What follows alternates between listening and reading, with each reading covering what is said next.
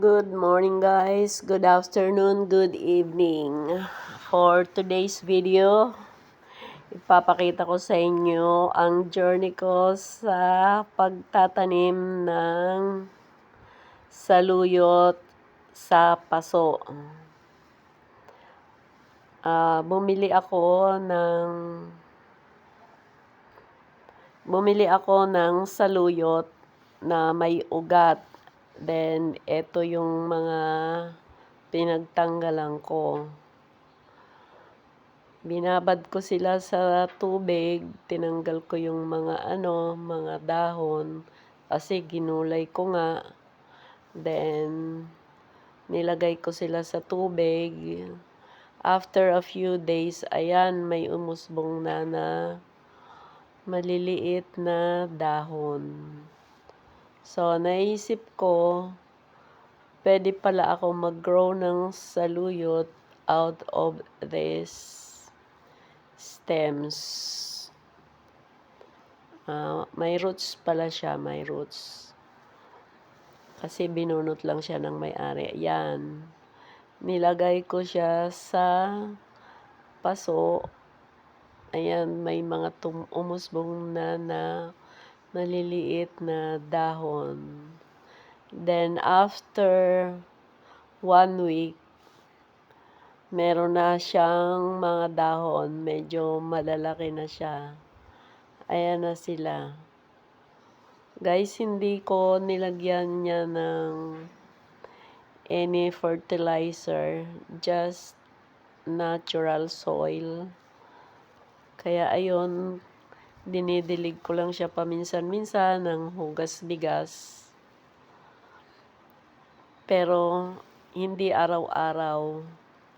But still, tumubo pa rin siya. Ayan na, after 2 weeks, ganyan nakadami yung dahon. So,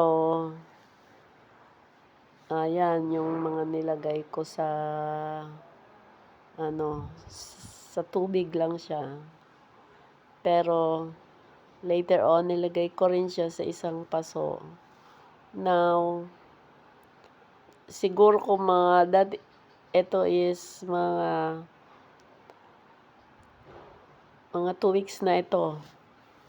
2 weeks na siya sa paso. Yan, marami-rami na. Marami-rami na yung dahon niya. Ayan, malapit na ako mag-harvest. So, pinabayaan ko muna siya. Yung iba, maganda yung tubo niya. Malalaki yung dahon. Pero yung iba, medyo maliit din. Siguro dahil crowded. Kaya ayun. At eto, meron siyang namatay. Etong paso na yan. May namatay na na mga tinanim ko. Now, yung etong isang paso, halos lahat sila nabuhay. Kaya nag-grow sila ng maganda. Now, siguro a few days, pwede na natin siyang bawasan. Ang gagawin ko guys, hindi ko siya puputulan sa dulo. Puputulan ko lang siya dito sa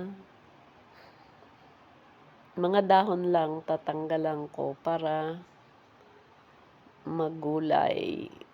Kaya ayan, ang ganda-ganda na siya. Ito yung nilagay ko sa hinalo, may kahalo siya na mga laman. Ayan, nag-harvest na tayo. Ihahalo natin sa gulay, sa dinengding, or sa Bisaya, laswa. Ayun lang yung alam kong gulay dyan. May sabaw with Yung dinengding, ano yon with yung banana shoot. Nalimutan ko na yung pangalan. Kaya ayun, mag-harvest na ako. Isipin nyo guys, ano lang yon, sa paso lang, kumbaga itatapon ko na yon. Pero ayan, napakinabangan pa. Instead na ibang halaman, pwede naman niyang ilagay sa paso. So, sana mag-enjoy kayo and nagkaroon kayo ng idea na pwede pala itanim sa paso ang ang saluyot. And antabay natin kung gaano siya lalaki ngayon at binawasan ko na siya. So, wait tayo for another video kung ano ang lalaki ba siya or liliit na yung mga dahon. Thank you for watching. I hope masarap ang luto ko dito sa saluyot with malunggay, okra, and pritong isda. Bye-bye and see you on my next vlog.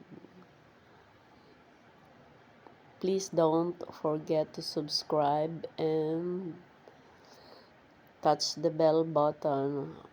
Thank you.